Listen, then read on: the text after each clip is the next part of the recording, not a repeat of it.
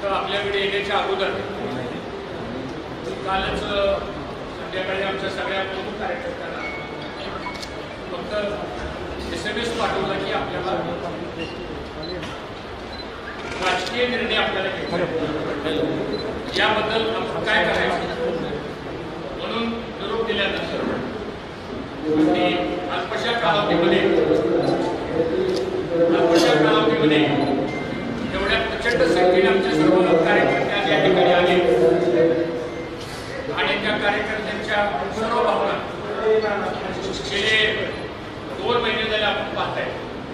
त्या सर्वांचा आग्रह आहे की काही झाले तर तुम्ही विधानसभेची निवडणूक तुम्ही लढवली पाहिजे, असा आमच्या सगळ्या कार्यकर्त्यांचा, छोट्या मोठ्या सगळे कार्यकर्ते, सर्व पदाधिकाऱ्यांचा हा प्रचंड आग्रह.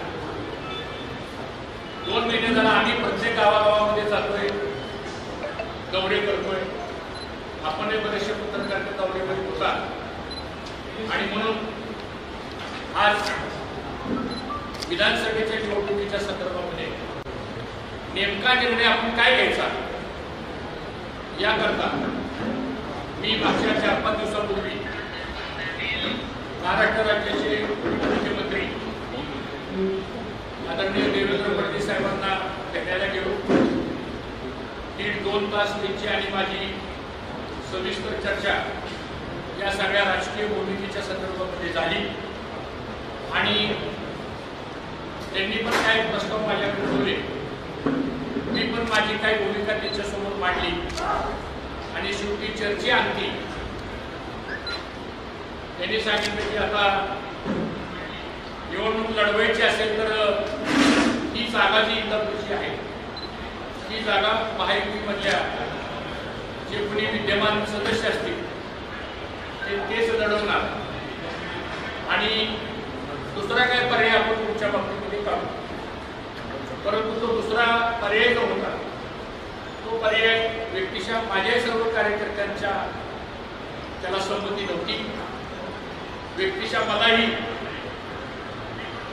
दुसरा कुठला पर्याय स्वीकारणं हे कदाचित तो व्यक्तिगत माझ्याकरता व्यक्तिगत तो संयुक्तिक ठरला असता, परंतु शेवटी राजकारणामध्ये समाजकारणामध्ये आपल्या व्यक्तिगत प्रश्नापेक्षा सुद्धा आपल्या मागे जी जनता उभा राहते त्या जनतेचा प्रश्न आणि म्हणून मग शेवटी त्यांच्याशी सविस्तर सगळी चर्चा झाल्यानंतर मला परवा दिवशी आदरणीय पवार साहेब यांचा निरोप आला की उद्या आपण सिल्वर ओकला मला भेटायला या. यापूर्वी वसंतदादा शुक्रे यांची आमची जी बैठक होती नियामक मंडळाची, त्या बैठकीच्या वेळेस पण त्यांनी मला विचारलं की तुम्ही राजकीय भूमिका काय घेणार आहे. त्यावेळेस काही विस्तारानं चर्चा या मुद्द्यावर झाली नाही. काल पवार साहेबांच्या बरोबर जवळजवळ 1.5 तास सविस्तर चर्चा झाली.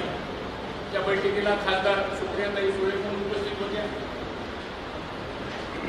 त्या पक्षाचे अध्यक्ष जयंतरावजी पाटील मिटिंगला असल्यामुळे फोनवरती त्यांचंही बोलणं झालं आणि मग पवार साहेबांनी सांगितलं की मी सगळ्या इंदापूर तालुक्याचा कामोसा घेतलेला आहे आणि मग तुमच्याही कार्यकर्त्याचा आग्रह असेल तर तुम्ही आमच्या पक्षात यावं, अशा प्रकारचा पवार साहेबांनी आग्रह धरला, खासदार सुप्रियाताईंनी आग्रह धरला आणि मग मी त्यांना सांगितलं सर ठीक आहे, मला इंदापूरला जावं लागेल.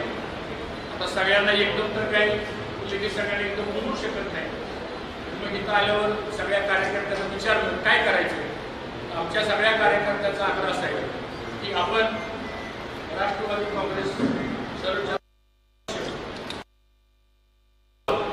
अशी सर्व आमच्या कार्यकर्त्यांचा आग्रह होता आणि मी आज आपल्यासमोर हे घोषित करतो की मी आणि आमचे सर्व कार्यकर्ते पदाधिकारी आम्ही सर्वजण राष्ट्रवादी काँग्रेस पक्ष शरद पवारांचा जो पक्ष आहे त्या पक्षामध्ये जाण्याचा निर्णय आज आम्ही सर्वजण या ठिकाणी जाहीर करतो. ते मी आपल्याला सर्वांना या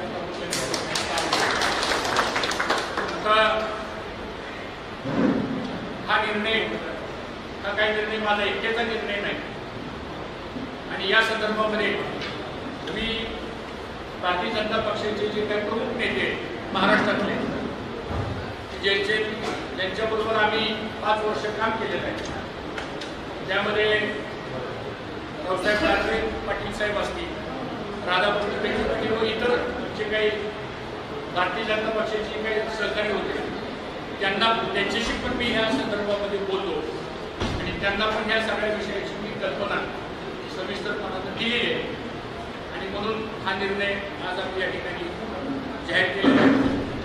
तो करत असताना आज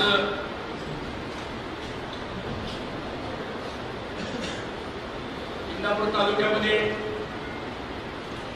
लोकांची जनतेची भूमिका मला असं वाटतं ही महत्वाची आहे आणि ही भूमिका यासाठी महत्वाची आहे की गेले 10 वर्ष झालं या तालुक्यामध्ये जी माणसं आमच्या मागून ठामपणे उभे राहिली त्यांना खूप त्रास झाला, गावागावामध्ये खूप अन्याय झाला, विकास कामांच्या ऐवजी अन्याय मोठ्या प्रमाणात झाला आणि म्हणून हा जनतेचा उद्रेक आज या भागामध्ये निर्माण झालेला आहे आणि म्हणून सगळ्या कार्यकर्त्यांच्या आग्रहाच्या माध्यमातून आम्ही या ठिकाणी निर्णय घेतले. आपल्याला माहिती कैलासवासी गोलप साहेब यांनी ह्या इंदापूर तालुक्यामध्ये विचाराचं राजकारण, विकासाचं राजकारण, सगळ्या जाती धर्मांना बरोबर घेऊन जाण्याचं राजकारण केलं आणि तेच बालपूर्व आणि तेच संस्कार आमच्यावर आहे. गेले 6 दशकापासून पवार कुटुंबियाचे आणि आमच्या कुटुंबाचे व्यक्तिगत संबंध खूप चांगले आहेत. फॅमिली म्हणून व्यक्तिगत संबंध त्यांनी सांभाळले, व्यक्तिगत फॅमिली कुटुंब म्हणून आम्ही संबंध सांभाळले. त्याच्यात काही वेगळं सांगण्याची गरज आहे असं मला वाटत नाही.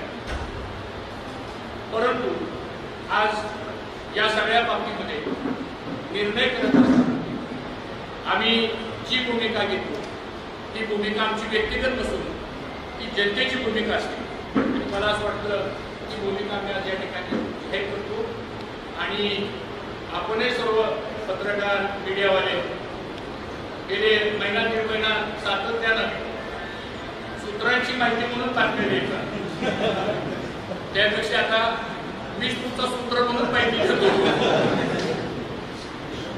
एवढंच मला या निमित्तानं सांगायचं. प्रवेशाच्या संदर्भात काय प्रवेश ही फक्त आम्ही सर्वांनी त्यांच्या पक्षामध्ये प्रवेश करण्याचा निर्णय घेतलेला आहे. त्या पक्षाचे सर्वश्री आदरणीय पवारसाहेब, त्या पक्षाचे अध्यक्ष जयंतरावजी पाटील, सुप्रियाताई या संदर्भातला निर्णय ते ठरवतील. तो निर्णय सांगण्याचा मला अधिकार नाही. पाटील साहेब, दुसरा प्रस्तावाच्या संदर्भात तुम्ही आता बोलला तो नेमका काय प्रस्ताव दिला होता भाजपकडून आणि तो तुम्ही नाकारलेला? मला असं वाटतं आता ती सगळी चर्चा आमची झालेली आहे, त्याच्यावर मला काय अधिक भाष्य करायचं नाही आणि त्याबद्दल मी कुठली भूमिका या ठिकाणी सांगू शकत नाही. विधान परिषदेचा प्रस्ताव होता का? No comments. ज्या पवार कुटुंबाच्या विरोधात आपण गेली अनेक वर्ष राजकीय आखाड्यात कुस्ती खेळला त्याच पवार कुटुंबातल्या एका गटाबरोबर आज आपल्याला युती करावी लागते किंवा त्यांच्याकडे प्रवेश करताय. नाही, राजकारणामध्ये काय असं कोण कोणाचं काही शत्रू नसतं आणि मी तुम्हाला अजूनही सांगतो पवार फॅमिलीचे आणि आमचे मोठ्या भाऊंच्या काळापासून जर बघितलं तर चांगले संबंध आहेत. व्यक्तिगत संबंध प्रत्येकाचे असतात, ते राहिलेही पाहिजे. समजा आज मी निर्णय घेतला म्हणून काही जे काही इतर पक्षातले आहेत काय त्यांचे काही आमचे संबंध काय दुरावलेत का? नाही. त्यामुळे राजकारणामध्ये समाजकारणामध्ये रिलेशन्स असतात, ते टिकवावं लागतात. ही तर महाराष्ट्राची संस्कृती आहे. ही संस्कृती जपण्याचं काम आपल्या सर्वांचं आहे. तुम्ही भाजपच्या पदांचा तुम्ही राजीनामा दिलाय, भारतीय जनता पक्षाचं आत्ताच आम्ही सर्व इथं अध्यक्ष आहेत आमचे तालुक्याचे, इथं युवा मोर्चाचे अध्यक्ष अंकित आहे आणि आता साहजिकच आहे की आम्ही सर्वांनी हा निर्णय घेतल्यामुळं सर्वच आमचे जे कार्यकर्ते पदाधिकारी आहेत माझ्यासहित हे सर्वजण भारतीय जनता पक्षाच्या सदस्यपदाचा हा राजीनामा आम्ही दिलेला आहे आणि राष्ट्रवादी काँग्रेस पक्ष शरद पवार पक्षामध्ये आम्ही सर्वजण प्रवेश करतो.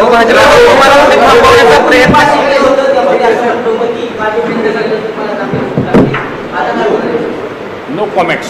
भाऊ, गेल्या आठवड्यामध्ये शरद पवारांच्या पक्षात पूर्वी असलेला इंदापूर मधला एक मोठा गट गेला होता आणि त्यांनी हर्षवर्धन पाटलांना घेऊ नका अशी स्पष्ट भूमिका मांडली होती. आता हा मेळ कसा घालायचा याची काय मला कल्पना नाहीये आणि मला असं वाटतं तो पक्षाचे प्रमुख ठरवतील.